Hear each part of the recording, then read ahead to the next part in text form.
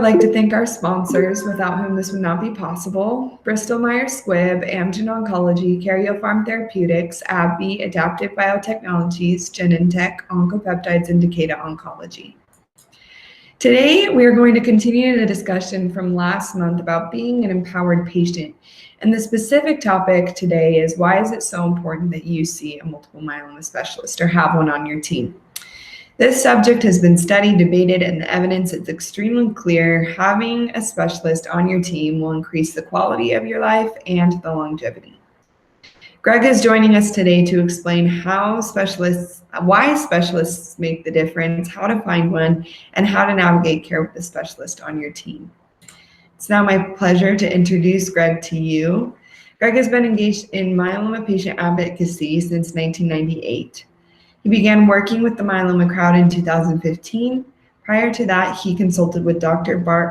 I'm going to butcher his last name, Barloggi, at the University of Arkansas after working with the International Myeloma Foundation for 15 years.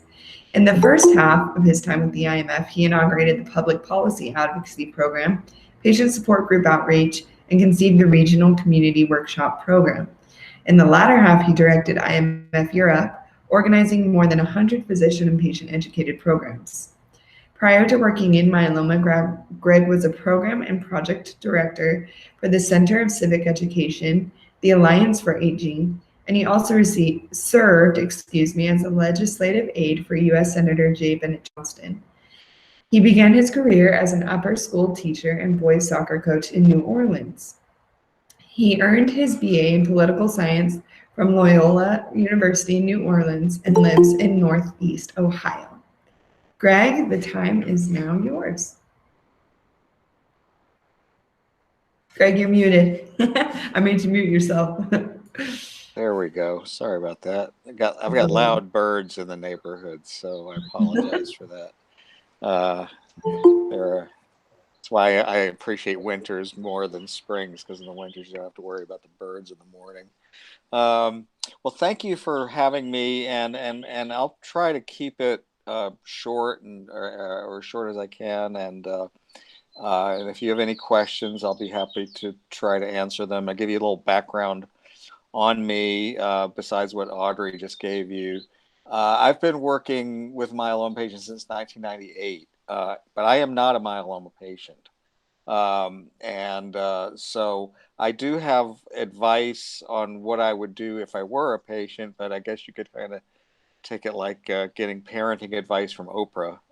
It's nice, but she's never actually done it, and I've never actually been a patient. But I understand, I think, a lot of what patients go through, and I also understand how the landscape has changed over the last 20 plus years, so that the discussion that we're going to have today is one that really wouldn't have mattered 20 years ago, because there really wasn't much to do, and it's sort of, as I tell people, if you've had the misfortune of being diagnosed with myeloma or knowing what it's all about, then the fortune is that it took you a long time to learn about it, and so I believe strongly that people who are diagnosed tomorrow are going to have it better off than the people who are diagnosed today, and so forth, and that'll just keep on. So one way of looking at being diagnosed with myeloma today is you are diagnosed with probably more options and more understanding of the disease than at any time in history. And so that's something that should, I hope, will give you comfort. Prior to, I don't know how many of you keep up with the evening news and all of that, but those last week, the big scientific news of the week was the second drug approval in 20 years for Alzheimer's disease. And unfortunately, too many of us know a little bit or a lot about Alzheimer's and how devastating a disease it is. But you think about it, it's been for the last 20 years, if you've been treated for Alzheimer's, then the doctors have sort of been treading in place. There haven't been a lot of changes in how people treat people with Alzheimer's. You look at the same 20 years with myeloma, and I've sort of given up and lost count of how many drugs we've had approved in that time, because some of the drugs that were approved in the early days 20 years ago are hardly in use today. And so that changes dramatically. We get, we've gotten pampered, if pampered is the right word, to getting 2 to 3 drug approvals every 6 months for the past number of years. There's been more progress in myeloma than any other type of cancer research in the last 20, 25 years, as in myeloma. So those are things to sort of understand and look forward to. But then the question becomes, why a specialist? And the idea of specialists is a catch-22, because every patient should have contact with a specialist, but the dirty little secret is there aren't enough specialists to deal with the number of patients that we have. So you've got to figure out, well, how do you do that in the interim until we have enough specialists to deal with the patient load that we have? And that's where things like the myeloma crowd and patient education resources come in. We sort of fill in the gaps, I think, on a lot of those questions. I think it's overwhelming if you're diagnosed. Being diagnosed with myeloma in and of itself is overwhelming. I think it's more overwhelming today given the choices that are available to most patients about what their steps should be in treatment. Um, and um, that actually fits. I just saw a question. What is a specialist? There's a famous, oft misused, misunderstood quote by Justice Potter Stewart talking about the legal definition of obscenity, but he says, I can't describe it, but I know it when I see it. And that's the same thing I think you need to think about with a myeloma specialist. It's somewhat hard to describe, but you know it when you see it. And you know one when you see one. Um, One of the questions, especially in larger cities, you should come right out and ask your doctor, so how many myeloma patients do you treat a year? How many newly diagnosed patients do you treat a year? And it's not uncommon at all for a place like in New York for a doctor to answer, well, at least 500, if not closer to 1,000. Um, Somebody living in Kansas City can't answer that question like that because there aren't as many patients there. But if they see more than 100 myeloma patients a year, then that's a good thing to remember. Um, they can't see a lot of patients because there isn't a large patient base. But if you're seeing more than 100 patients a year, that's a good thing. If your doctor's seeing 2 or 3 or 4 myeloma patients a year, then it's probably time to go see to get a second opinion and go see another doctor. Because even with the resources here at the Myeloma Crowd, you may well know more or as much or more about myeloma than the doctor treating you. So that's important to know. So ask them that question. And I also think you should think about how they think about and how they go about their day. A myeloma specialist treats nothing but myeloma. They'll be the first one to tell you that they're fairly ignorant about all the other cancers, but they really know what they're talking about in myeloma. They can get by on the other ones. They can understand the basic concepts that are important. And compare that, for example, to a patient or to a doctor who's treating 3 or 4 or 5 different cancers, even if they might be quote unquote blood cancers. It's just hard to keep up. I know just in myeloma, it's very, very hard to keep up with what's important. What do you need to know as a patient? Um, what kind of questions should I ask when I go in and see the doctor next time? Um, so those are the things there. But we'll start out with just a couple of clips that I'll ask Audrey to line up. And this is from a recent roundtable program.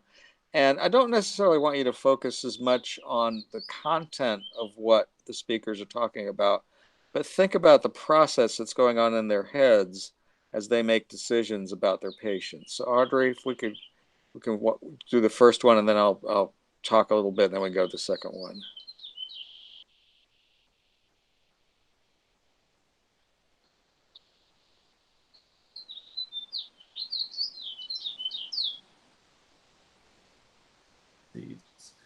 So that's, like I said, like for me, and I know this is totally annoying, but for me, it's like, well, every patient is different. Like if every patient was the same, there'd be no need for myeloma experts. Like you just plug it into a computer and spits out, tell you what to do. But I think that it's really like trying to, for us to digest all the information about what have people been on, what are their cytogenetics, you know, how did they tolerate the previous treatments? What are the potential options now? All of those things, you know, if you dig into someone's brain and say, well, why this or this or this or this, most myeloma specialists will have a opinion about X, Y, or Z. So I think that it's important to, you know, it's important just to know the patient much more than I got this and this, and then I relapse. So what should I do? I say, I could do 50 things, but it just depends on you specifically. So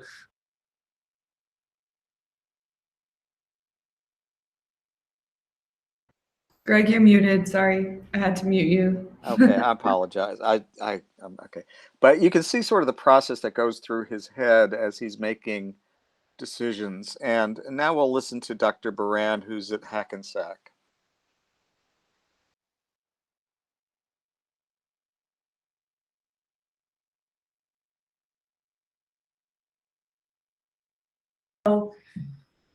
I think in general, we're left, you know, in general, the idea is you use triplets.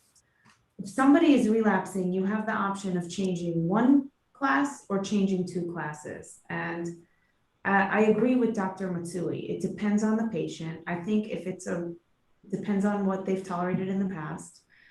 If they've been on something for a very long time, for example, I have patients on 100 cycles of Revdex. When they relapse, they're getting two new drugs. I mean, because you know, to me, you're more likely to respond to two new ones, you know, compared to just changing one. Mm-hmm. And I don't want to take that risk because you can always dial back. It's much more challenging to, if somebody doesn't respond to something, to achieve a remission when you add a third. It's always better to, in my experience, to change two agents, and then you can always take back if you need. If somebody is just having a slow biochemical relapse, meaning the numbers are slowly creeping up, but they're not having symptoms, then it's reasonable to just change one drug in the class. But I think if there's any aggressive relapse, or if there is any relapse after being on treatment for a prolonged period of time, you're better changing two classes of drugs, especially when we have all of these treatments. And you know, nobody knows the answer to this. Is it sequencing? What's the best sequence? What's the best order to use drugs? We don't know. Nobody's looked at this. But we do know that when you use a good regimen, you achieve a deeper remission. When you use a very potent, effective regimen in the beginning, you can kind of get at the multiple clones of the myeloma, because myeloma isn't just one cell. They've looked at these tumors in people, and you know, they've looked at a bone lesion in the clavicle and a bone lesion in the hip. They're two different, they look different. Those cells genetically, you're saying. Genetically, exactly. Right. Even in one person. And that goes more for the argument of using, you know, two new classes with each relapse. And it's also a good idea to restage, you know, to get another bone marrow at each relapse, and to see what new genetic mutations have developed. You know, now we do have some therapies that can, that are personalized. For example, T1114 mutation. There's a therapy called venetoclax that's very, very effective in people who have either BCL2 upregulation or T1114, which is a translocation. It's not an FDA approved treatment yet for myeloma, but it is, we can get it. We are able to get it for those patients who have those mutations. So it's helpful to restage and risk stratify at each relapse. I agree. And Dr. Matsu, we're going to talk about. All right. with both of them, you can see how they touch on so many things that identify how specialists think about things. First of all, they're thinking about scenarios ahead in advance. They're not reacting to your diagnosis. They're figuring out, okay, how can we plan ahead for this? How do we plan ahead for the eventuality of a relapse? How do we minimize that? All those types of questions, which I think are beyond what a lot of non-specialists are able to do. But there are a lot of things that can be done and that need to be done in your treatment that don't require the needs of a specialist. And so really, ideally, I think what you really, really want to be is, because most of us don't live near where a specialist is, and it's difficult for us to see them, but is to have your doctor collaborate with a specialist so that you see a specialist once a year, once every 18 months, but then on your regular treatment visits, you go to your regular doctor who you know will be advised by the specialist that you're working with. And I think I've seen if you get a doctor who gets offended, even a specialist for that matter, who gets offended if you want to get a second opinion or go somewhere else, that's really the time to find somebody else. Because in this day and age, there's to look at it cynically, there's enough work for everyone to go around. There's too much work right now, quite honestly, to go around. And less cynically, doctors know, sometimes you just have personal preferences one way or another, and you can't really describe what they are. You just feel better about this or that or the other. And sometimes it's good to get a second, a third, or fourth opinion. That way you have more people talking about your case. What I have found is the important part of a second opinion is it very rarely disagrees with the original opinion. And if it does, it's just a nuanced thing, and that can be worked out. But generally, what a second opinion does is it gives you confidence in your first opinion, and understanding. It gives you greater confidence in the treatment that you're going to be going into. The other thing I think that's another reason why I wanted to show those clips with Dr. Baran in particular. Right now, specialists are real excited about venetoclax. If you have a translocation 1114, that this might be the first real targeted drug in myeloma treatment. And it's only if you're a specialist do you know what is available, what might be available through clinical trials only, what might be available for other reasons. And because they keep on top of that. It's just like if you're trying to keep on top of your warranty of your car when you've just bought a new car. It's a hard thing to sort of keep up with. It's a hard thing to keep maintaining, but you just have to do it. And I think we have a lot of the tools here to do that. And to emphasize this, we're going to go to one final quote, which I think this is in the same program with Dr. Matsui, and I think he inadvertently explained in a nutshell very, very easily why specialists matter. So we can go to that now.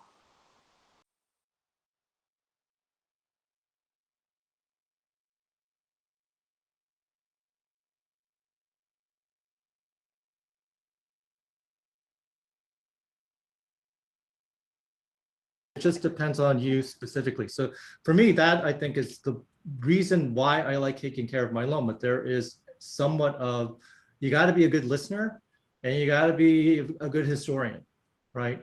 And then at the same time, you got to be very forward thinking about, okay, well, what's new? What are the data and what might be coming down the line? So I think it's one of the more challenging things that we do in oncology, but that's why I really love myeloma, is because you have just such a myriad of ways of approaching it. And it's really like working with the patient, because if it was as easy as just saying, you've relapsed, this is the only thing we can do, that's pretty easy.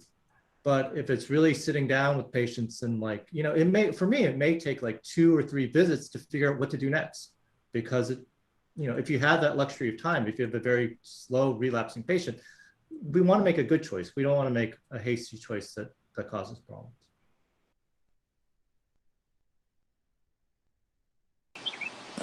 And I think if I actually lead out the web page on that with that quote, I think it's just really lays out why you want a really, really good specialist on your side, somebody who's looking at every angle possible. One of the resources that we have, and Audrey will show it to you very quickly here, is on our home page. We actually have a directory of specialists, which we're just to let you know, it's always going to be a little bit behind, but it's pretty much it at least shows you where the major centers are. So if you go to the home page and you go to learn or find, Find, yeah. find, and find a myeloma specialist. And there you can see, if you could just scroll up just slowly, you can see the country is divided into regions, and then within each region we have a particular specialty clinic and who the specialists are.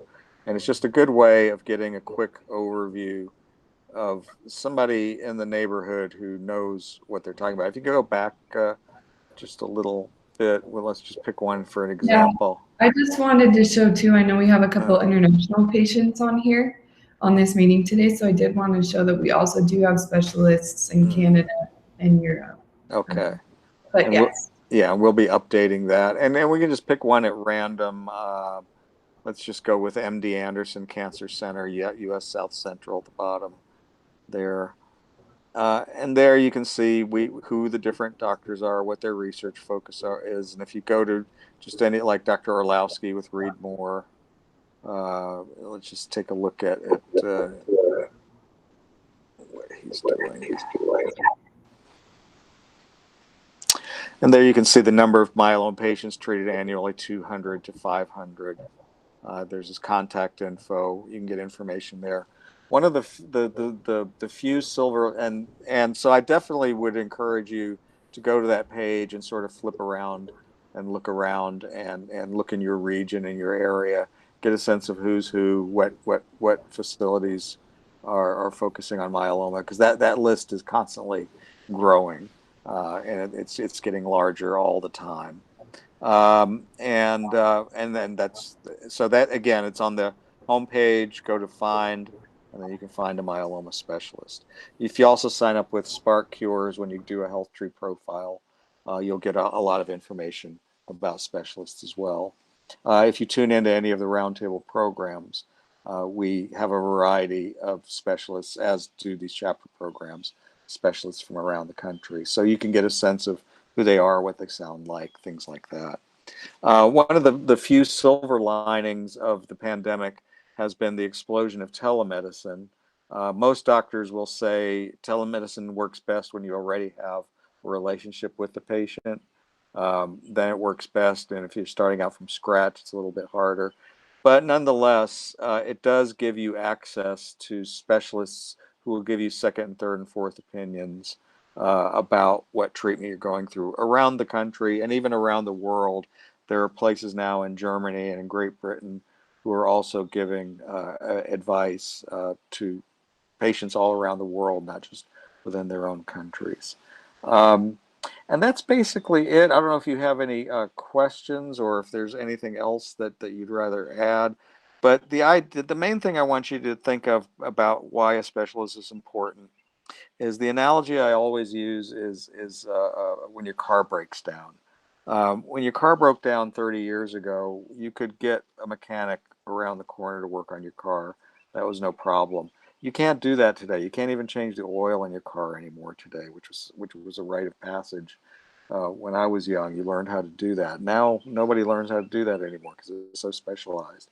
And it's the same thing you have to think about with your disease. The more rare a disease is, the more important it is to have a specialist who understands it. Myeloma is, depending on the statistics you read, is 1% to 2% cancer incidence in this country. 1 to 2% of all the people you meet with cancer have myeloma. You want somebody who focuses on that 1 to 2%. And so if you're getting breast cancer treated or prostate cancer or colorectal cancer, the numbers are so high, there are people just everywhere that understand what needs to be done. Myeloma is quite different. And that's why sites like this matter, and the programs that we have that matter, programs like this matter, and just discussions with each other about how to access specialists and understand why specialists are important. You'll live longer, you'll live better. You may well beat this disease because there are people being cured. We just don't know who they are yet. So that's it. I don't know if anybody has any questions, but I'll be happy to answer anything. Or Audrey, if you want to. Yeah, start. so I'll just jump in really fast. Thank you, Greg, for that presentation. I feel like it was very clear why a multiple myeloma specialist is important. I really liked in one of the clips, I think it was, I can't remember which of the two it was, but they were saying that myeloma is so different that there's one lesion here is genetically different than another lesion down here. I mean, if that myeloma is that different within one body, I mean, every case is going to be extremely different. And that's why it is so important to have a myeloma specialist on your team, because they are actively studying. Like Sally has been mentioning in the chat, they are participating in clinical trials. They are on the up and coming news of what's going on in myeloma. And I think you mentioned this, Greg, that myeloma, the cancer research that has been done in the myeloma field is far beyond what we've seen in other fields. What an exciting time. I mean, I know you can't pick your cancer, but what a great cancer. I don't mean to be insensitive when I say that, but there is some type of silver lining that you have so many experts in this world that have put their brilliant minds to help you pave a way towards a cure for you. Right. So I think that's what I'm trying to say. If we have questions, I see some in the chat now, but I also wanted to mention, you're welcome to click the raise hand button that's at the bottom of your screen, whether you're using a mobile phone or a laptop or whatever. There's that little raise hand icon at the bottom of the screen if you want to verbally ask your question. If not, you're welcome to use the chat. Deborah does have a question. How do you resolve the issue when the BMD done in different spots has different results? That's an interesting question. Yeah, I think a specialist is better able to make an educated guess because they see that more and more and more and more. And not just, but any specialist, anybody who's specialized in any field, the great strength they have is they know better than anybody what they don't know. And so they know, they narrow it down, and they know by not being able to answer certain questions, they can narrow it down more quickly. I think that's very, very important. You do need that experience to do those things. And also, you know, I remember years ago, I was on a tour with Dr. Kyle at the Mayo Clinic, and he was showing me the lab that he had helped design where they do electrophoresis. And they have electrophoresis samples sent from all over the country there. And I just asked him, so how many samples do you do a day here? And he says, oh, about 500. And then I said, but there are really great centers that maybe do 5 or 10 a day, right? He goes, yes. He goes, but we do about 500 a day. So they're better able to interpret when you're doing 500 a day and other centers are doing, maybe 100 a week, if that, or 50 or 60, 70 a week. That makes a big difference. And I think that's the biggest thing you'll find is that they know what they don't know, and they know where to ask questions when they can't answer a particular question. Yeah, I like that. Thank you for that explanation. Deanna, is that how you say your name? I know you raised your hand, so you're welcome to unmute and ask your question. It's Dina. Okay, sorry, Dina. Hey. My husband was diagnosed with multiple myeloma, so we very new to this. and we are seeing a oncologist, hematologist, and we don't have a specialist like in our area. I think the closest one would be like MD Anderson's most popular In place around Houston. for yes, for cancer. And I guess we see the doctor, our oncologist on and I say our because I feel like I have cancer as well. Mhm. But we see him on Monday. And I guess I've been thinking in my brain as to how to approach him as not being a specialist, and like I want a second opinion, and like I'm considering going to MD Anderson. I don't know how to ask him. Would he will he be willing to collaborate with someone else, or do we go to MD Anderson to get all of the treatment? Because I have known of several people here in Louisiana that have had the disease and no one lived maybe past 3 years. And even his ex-wife died from it. So I'm like terrified. So I don't know how to approach him without feeling like offending him, or maybe like not feeling like trusting him or something. I don't know. Well, I think what you just did was exactly perfect in terms. I think the way you just asked the questions is exactly how you should communicate with him, saying that, look, because we know this disease is a rare disease and that it doesn't affect a lot of people, uh, it's not how do you feel. You say we are getting a second opinion. We are getting a second, and we're going to go to MD Anderson because and we have an appointment there, and we're all set to go. In the best of all worlds, we hope that we can get you both to collaborate and work together, so that my father can have the routine things he needs What's my here, husband?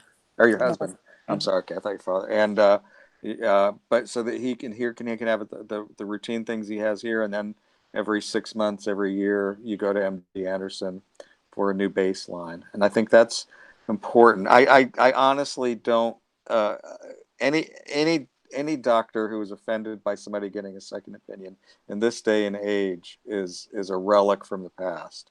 Um, they don't, young doctors who come out of medical school today, this is not even a consideration in their heads, because they know they're going to be busy. They know they're going to have patients. They know they can't treat every patient that comes down the line. Um, but but anyway, I think the main thing is you go in there and you just be upfront with the doctor. Say, this is why we're doing it, because it's a rare disease. We've seen others' experiences around here. We think that he might be able to do better if he goes to a specialty place like MD Anderson. And we hope to include you along in that treatment plan as we go along. This isn't for or against you. This is just about getting more people talking about my husband and what my husband needs and all of that. And the more people who are involved, the more people can help, and the more specialists involved, the more they can help. Okay. So, where in Louisiana are you from? Right outside of New Orleans. Where in New Orleans? Um, like you know what, Kenner, outside of the Kenner Yeah. area. Okay. Yeah, I went Yeah. to high school in Metairie and college in New Okay. Orleans. Yeah, So, right there. And I okay. cannot believe, I mean, there's no specialist here. Yeah. Right. No, in fact, we just had this discussion the other day. I hope in New Orleans, I think, is going to be one of those places in the next 2 to 3 It's to 4 years, there will be a myeloma with all the specialist there. chemical plants and everything here.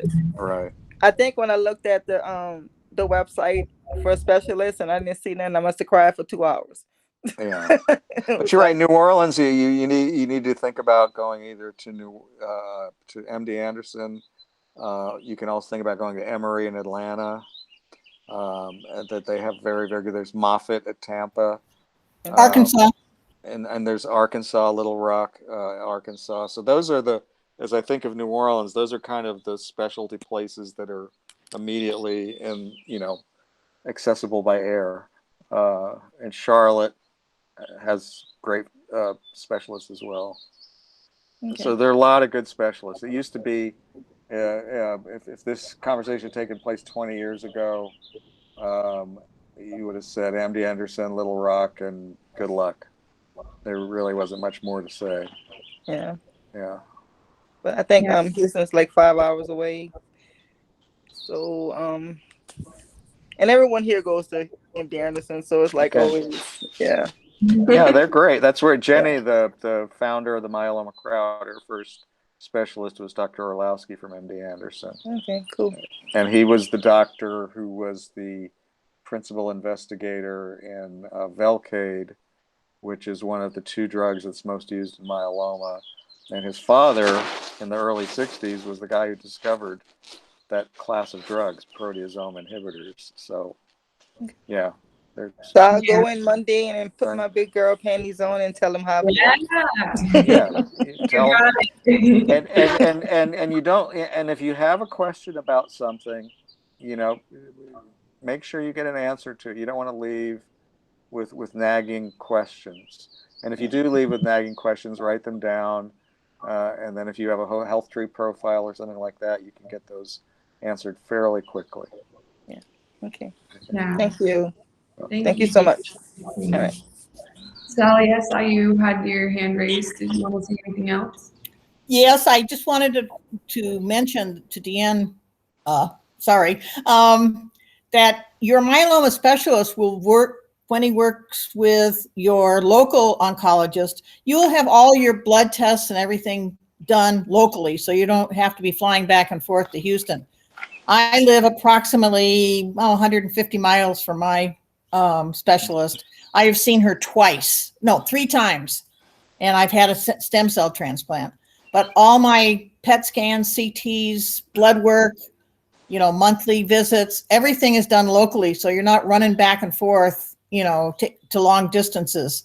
And that's why you want a specialist and your oncologist to work very closely. The other thing I would suggest is getting a coach.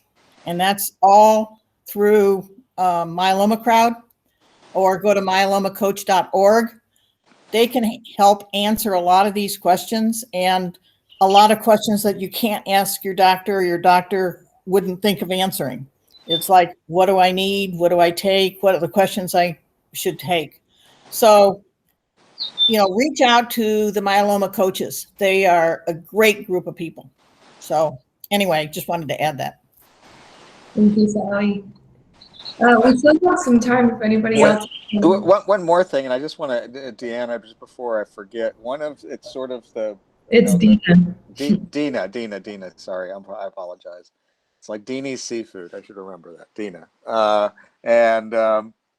But I think one of the things that's vital to remember that one of the things that's changing dramatically are studies on African American incidence in myeloma. And so there are a lot of studies. Dr. Gareth Morgan at New York University, he's either just starting or will soon start a study on how myeloma changes over space and time.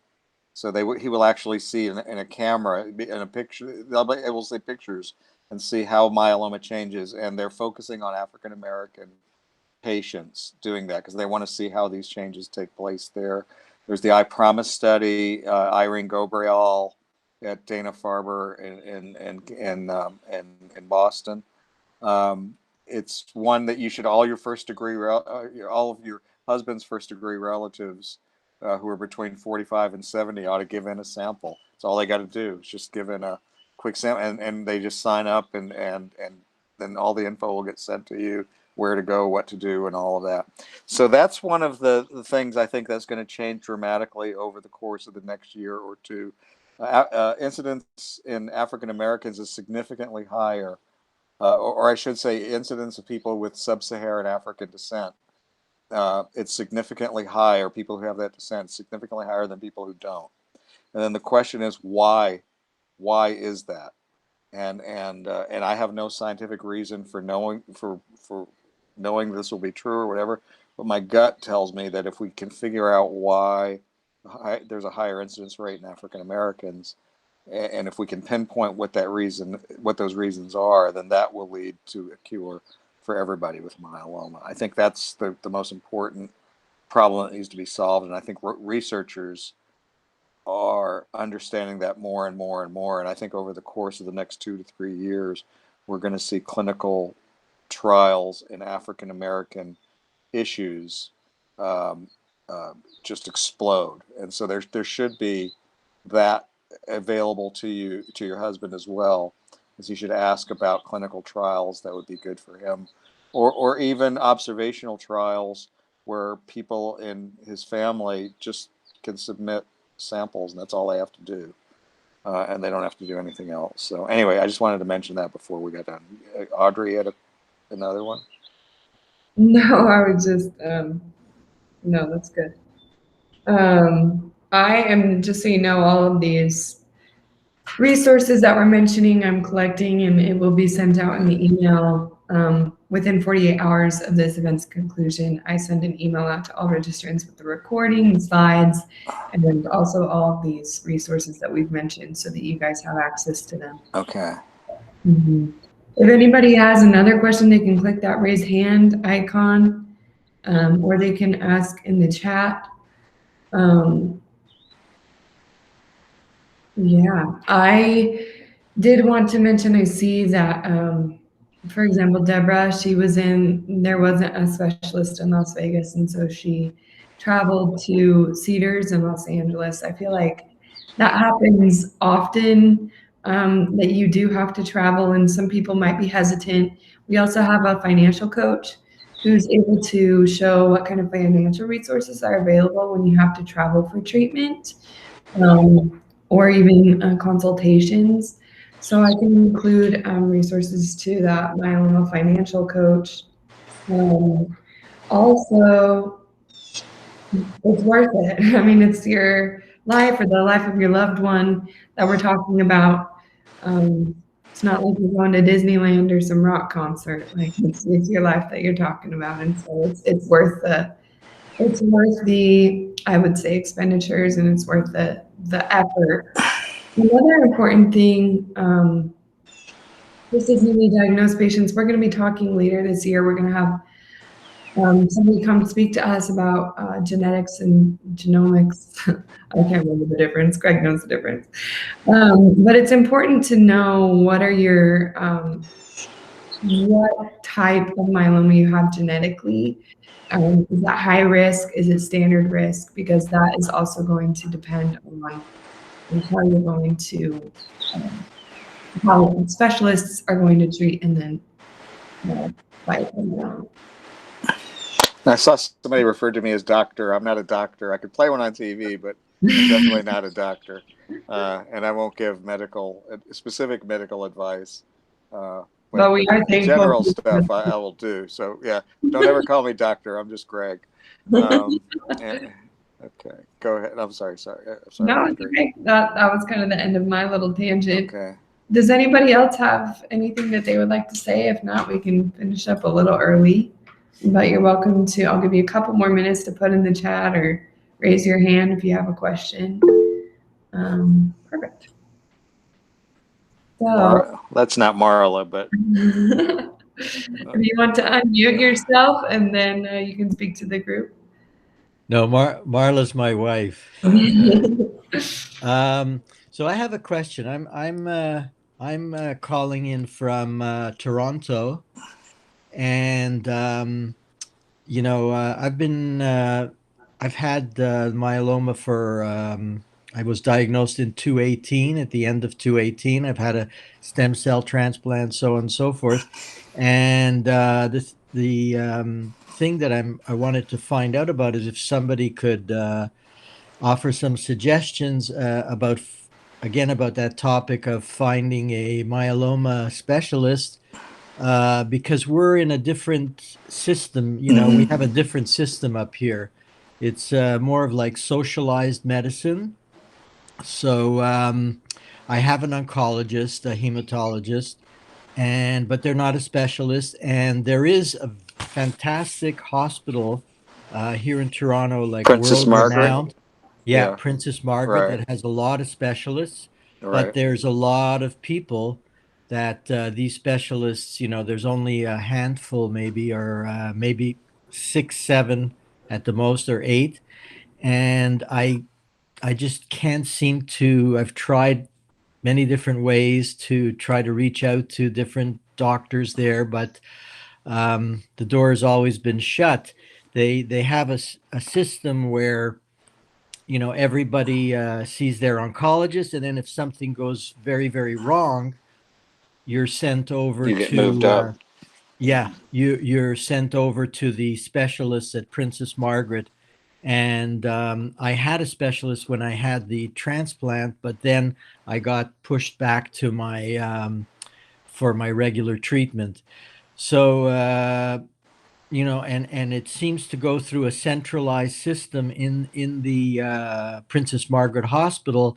And every time I put a send, you know, get a referral in, they just send back, you know, you know, you can't see anybody here or anything like that. You know, just stay with your oncologist that you have now. So I was wondering if anybody has any insights into that aspect of possibly being able to be seen, you know, for my everyday, you know, ongoing treatment with a specialist like you guys are suggesting. I think, why don't you send me an email just real quick at greg@healthtree.org. It's greg@healthtree.org. We'll give you that later again. And then I'll send some messages to some people that I know and see if that might help. I don't know. I'll be real honest. I don't know the different countries' rules. Yeah. And I know that in you've Excuse me got, for just one second. yeah, Greg at healthtree.com. org.org. Okay.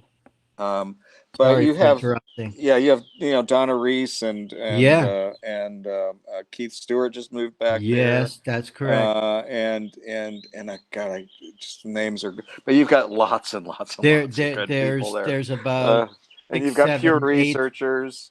You've got Yeah. PhDs that are doing unbelievable work. Yes. Yes. Yeah, so I think I that just I want to see one of them. right. No. I get you. I get you. I would Yeah. too if I were you. So yeah, do that. I think that's one thing. Go into your system. Figure out why it is you aren't being moved up the food chain. Is it because they think your disease is just so stable that you don't, Uh, so that's, I don't know. I don't know. That I I think is a think consideration to figure out. I think the sort of the map that they've spelled out, or Right. the way things are supposed to go on, is that I'm supposed to be at the oncologist and the regular hematologist as long as you're doing okay and you're getting your regular treatment and so on and so forth. But if something goes very wrong, then they send you over to Princess Margaret, to one of the specialists there, and then you get taken in by one of the specialists to, you know, for, you know, to try to help you out. But as long, I guess it's like you said, is I guess as long as you're sort of going along fine, I'm in a remission, then, you know, they don't want to see you. They only want to see, they keep on saying that they don't have enough specialists to for everybody. But yet there are people, there are patients who are being seen by these people on an ongoing basis as well. So I don't know how they got in to see these seven There's or eight people. there's a paradigm shift taking place in myeloma, and my suspicion is that systems like Canada and sharply stratified systems and with hierarchies and all of that, I think they're harder to change, but they will change. But I think they'll be least likely to change. One of the things, if you saw in the clips, that was that I wanted to emphasize was when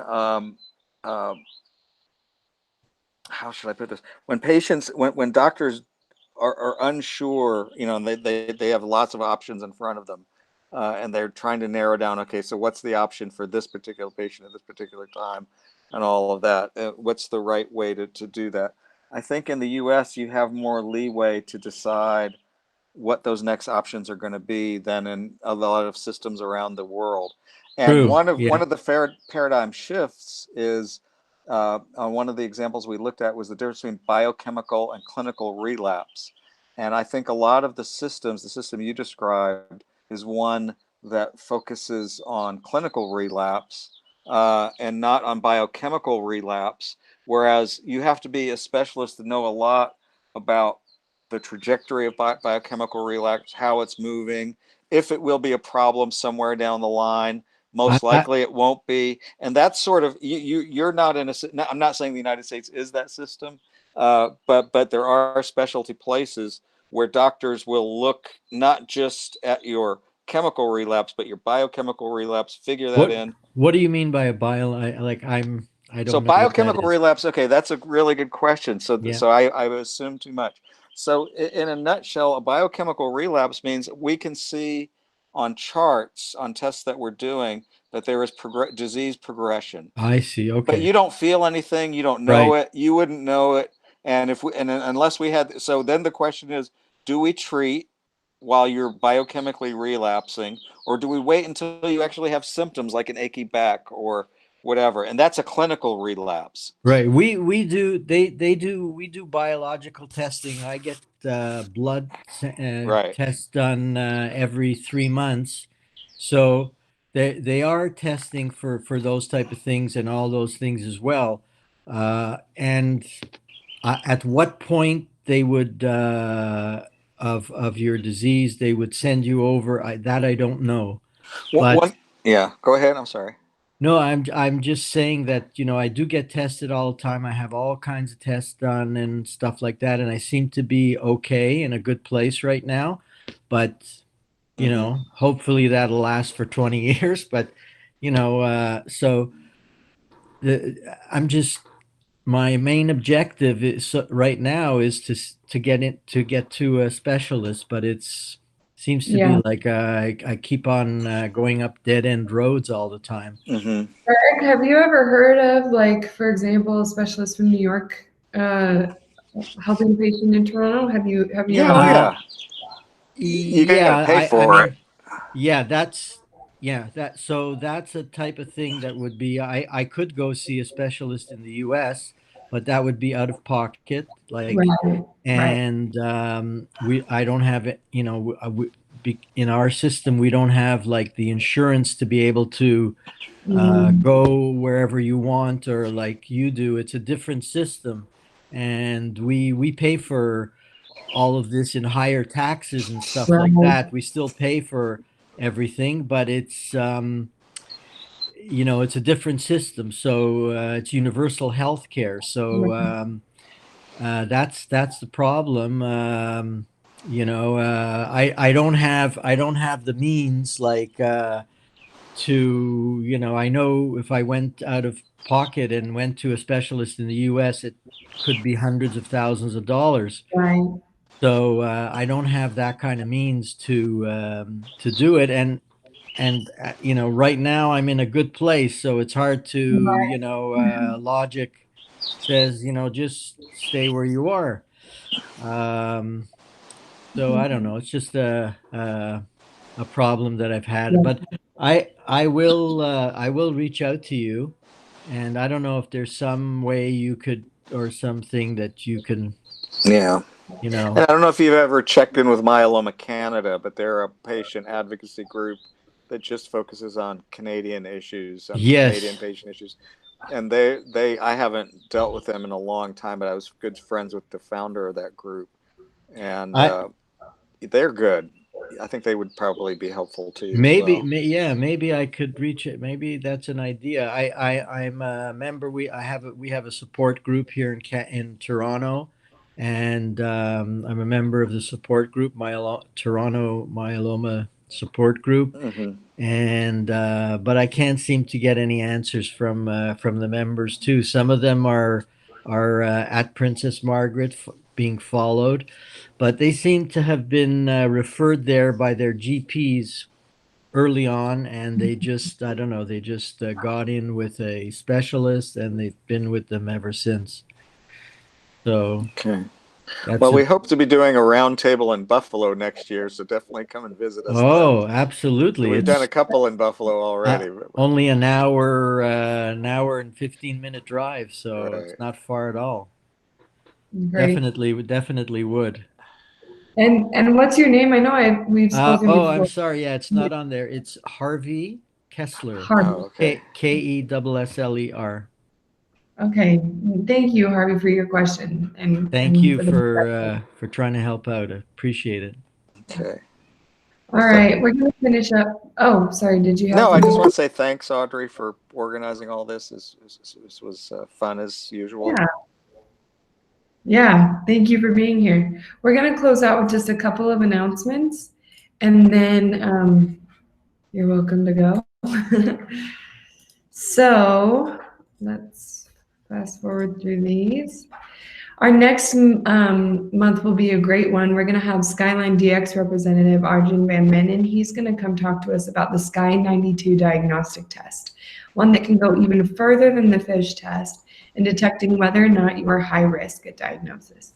The Skyline DX company is also actively researching specific precision medicine treatments. That means, can specific treatments treat high-risk genomic features in a more effective way than standard risk or other genomic features? It's a fascinating subject and area of research, so don't miss it. That's going to be on July 22nd, and it's going to be at 1 p.m. Eastern. You may be interested in other Myeloma Crowd community events that we have coming up. The link for any of these events is found on at the bottom of this page. Maria, can you help make sure that everyone's muted, please? On June 22nd at 1 p.m. is our nutrition and wellness. We're going to be talking about smart snacking, how to choose a satisfying snack. We have registered dietitian Katie Broswell coming to speak to us about how to choose healthy, satisfying snacks instead of stress eating, which I am totally guilty of. On the 24th, we have our African American myeloma chapter. We're going to be discussing how to find support through a myeloma coach. And even more, we're going to be talking about the extreme need that we have for African American coaches right now, and also patients within the coach program. Thursday, July 1st, we have our stem cell transplant chapter. We're going to be hearing from Marianne Downing and her husband. She had a stem cell transplant right in the thick of COVID, and they're going to answer your questions about what are some protocols. Of course, everybody's different across the nation, but what are some protocols? And then the July 5th is our MGUS smoldering myeloma chapter. We're going to have an expert come speak to us about clinical trials for high-risk smoldering myeloma patients. Another thank you to our community sponsor, Bristol Myers Squibb, Amgen Oncology, Karyopharm Therapeutics, AbbVie, Adaptive Biotechnologies, Genentech, Oncopeptides, and Takeda Oncology. And thank you to each of you, for being here today, for supporting us, participating, helping us build a strong myeloma crowd community. I appreciate you and hope that you have a great rest of your day. Thank you so much. See you later.